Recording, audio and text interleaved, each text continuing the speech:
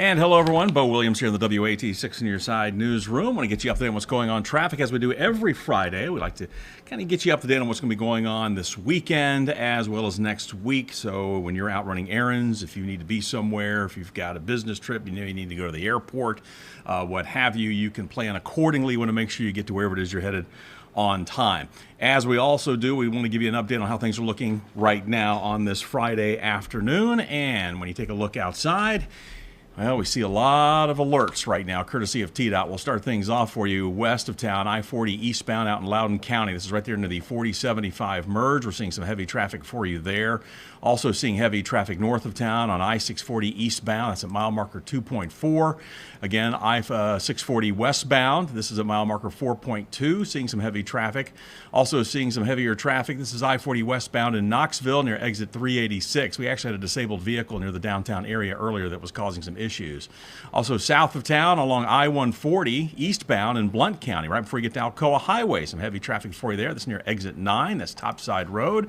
And then we're also, this just popped up, heavy traffic for you I-40 eastbound in Sevier County as well at mile marker 407. So that's out near the ballpark.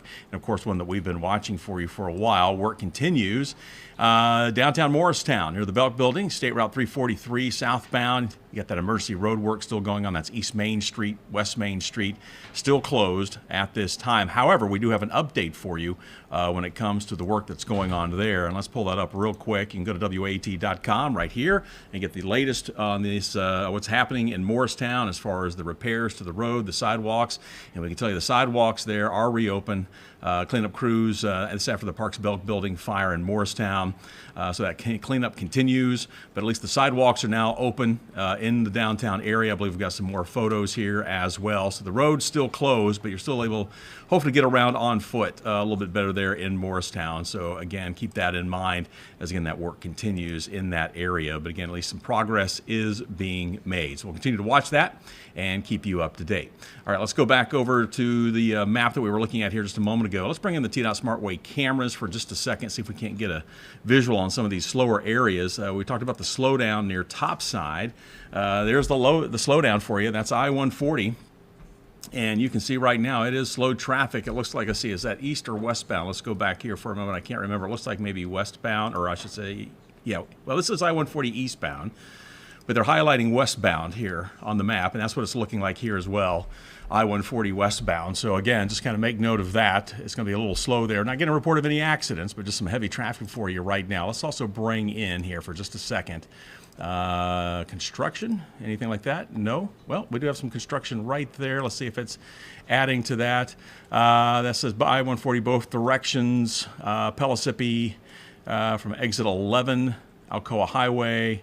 Lane closures weekday, so that could be what we're looking at here, is something like that. We'll also check Waze here for just a moment, see if there's any fender benders being reported in that area. No, just heavy traffic. So it looks like maybe construction is an issue there along I-140. Just heavy traffic for you also near downtown. We'll bring the cameras back in here for just a moment and click on a few spots for you. This is near Alcoa Highway. Live look for you right now. Heavy traffic for you. Actually have one vehicle off on the shoulder of the roadway. That's 40 westbound. This is you're coming underneath Alcoa Highway, making your way towards 640. Again, heavy traffic for you, those inside lanes. Fairly typical for this time of day, especially on a Friday. Also, we've been seeing some heavy traffic for you when you take a look here just east of town. This is on I-140, or this is I-40 westbound, and here's a live look for you. And you can see we have an issue on the inside shoulder. This is 40 westbound. This is out near mile marker 398. So if you're going to be traveling here soon, heading into Knoxville from the east side of downtown, or you know someone coming in, they're going to hit some heavy traffic for you right now. This is a pretty significant backup. We'll bring in another camera here, see if we can get another look at just how bad the backup is at this hour. Here we go live, and again, there you go, 40 westbound coming into Knoxville from the east side. Very heavy for you right now. Moving a little bit better here than what we saw once you get a little bit closer to that incident. We'll take a look at one more camera. This may give us a better view. Here we go. Also, we've got a camper off on the inside shoulder right now, and crews are getting by, or I should say traffic is getting by, but it's just going to slow everything down for you. So this is the camera just west of Strawberry Plains, so kind of make note of that near the TDOT building, maybe give you a point of reference where you're going to start seeing some of those delays. So again, pretty significant slowdowns and spots coming into town from the east side. We'll have to continue to monitor that one for you. North of town, still seeing some heavy traffic in some areas. A lot of this has to do with traffic trying to get onto 75 northbound. Here's the right-hand lane of 640 east, and we've stopped it for you here.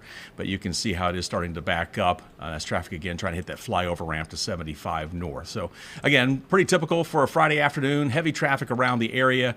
Just plan accordingly, and just know you're going to run into some delays in spots. Also, if you're traveling over near Sevierville, Pigeon Forge area, Sevier County, we are seeing some delays there along the Parkway, especially near the intersection with Teaster. But again, you can see some significant slowdowns there along 321, so just be prepared for that as well. All right, let's talk about what's going on as far as some projects coming up next week that you're going to need to know about. We're going to go to Blount County. Many times, we know we've got the work going on Alcoa Highway right there near the river, right there near the Knox-Blount County line as well. The widening project, the improvements that are happening. We've got some other work going on, but in a different area that we need to make you aware of. So Blount County, U.S. Highway 129, so that's Alcoa Highway. This is southbound. And just south, here's McGee-Tyson Airport for you right here, just south of the airport. So we're talking south of West Hunt Road, the interchange here, to Hall Road. So not a long stretch, but southbound. Beginning Sunday, the 7th, you need to be alert for possible lane closures. This will be from 7 in the morning until 3 in the afternoon. The crews are relocating some digital devices in that area, some tech devices, and so that's why you're going to see some delays. But again, this will be starting at about 7 o'clock in the morning until 3 in the afternoon. Southbound Alcoa Highway, just past the airport there from West Hunt till you get to the split there where Alcoa Highway and Hunt Road split in the Alcoa area. So not a long stretch of road, but could cause you a few slowdowns there. Also, we'll stay in Blount County.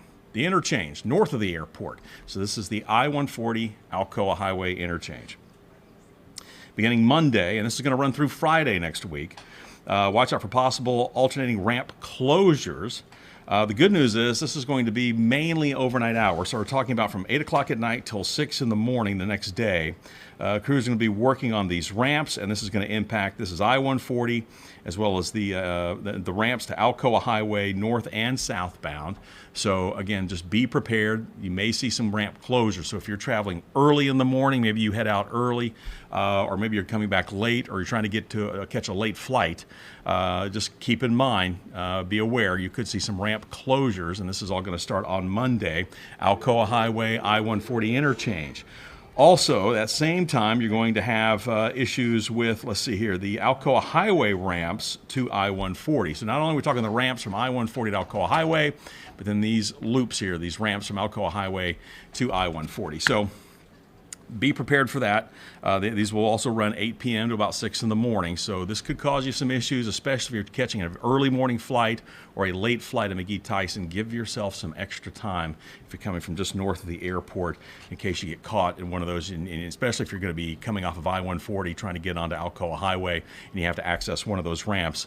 You may, if it's closed, you're going to have to go down to the next exit, turn around, and come back. So just keep that in mind for your travel purposes next week, and that runs from Monday through Friday. All right, another project that we're watching for you. This one brings us to Knox County. This is a stretch of I-40, and we're talking West Town Mall area, West Hills. Give you a couple of locators for you right now, but this is I-40 between mile markers 389 and 387 from Sunday through Tuesday of next week. Watch out for possible lane closures between 7 p.m. and 6 a.m. So again, this is going to be overnight hours, but still a lot of traffic around 7 o'clock at night. So watch for that, at least from 7 till about 9 o'clock. And then if you're an early riser trying to get to work, just know before 6 a.m., you can see these crews out there working. They're going to be milling and paving in this area. So that's why you've got Sunday night, Monday night, and Tuesday night. But this is near that West Hills exit coming up for you. Beginning Sunday, going through Tuesday. So watch that. Of course, all this is going to be weather permitting, but that is going to cause some issues, especially late in the day. All right, another area for you staying in Knox County. If you take Henley out of town, so northbound, and you're trying to get up to, say you're heading toward 275, and then you need to take this ramp here that kind of loops you around 275 and puts you onto I-40 westbound, just know Sunday through Tuesday, watch out for possible lane closures. And again, this is going to be 7 p.m. to 6 a.m. Let's see, make sure if I got the right, I want to make sure I missed these up. No, actually, this is going to be Tuesday, This is going to be the ramp from Henley Tunnel to 40 West. Okay, they're actually going to close this ramp, and this will be Tuesday night at 7 o'clock until 6 the next morning. They're going to be doing some maintenance activities on this ramp. So again, watch for that. At least it's just one night, one early morning we'll have to contend with this, but this is coming up next Tuesday. So as you come through the tunnel, you're coming up toward 275, you're going to jump off onto I-40 westbound. That ramp is going to close Tuesday night at 7 o'clock. It will reopen at 6 a.m. the next day. All things considered, if all things go as planned. But again, they're going to have to shut that ramp down, so that's just something to think about. If you're going to be downtown trying to get out west, whether it be late in the day, maybe you're working late on Tuesday, or if you're out early that morning, that ramp's still going to be closed until 6 o'clock a.m.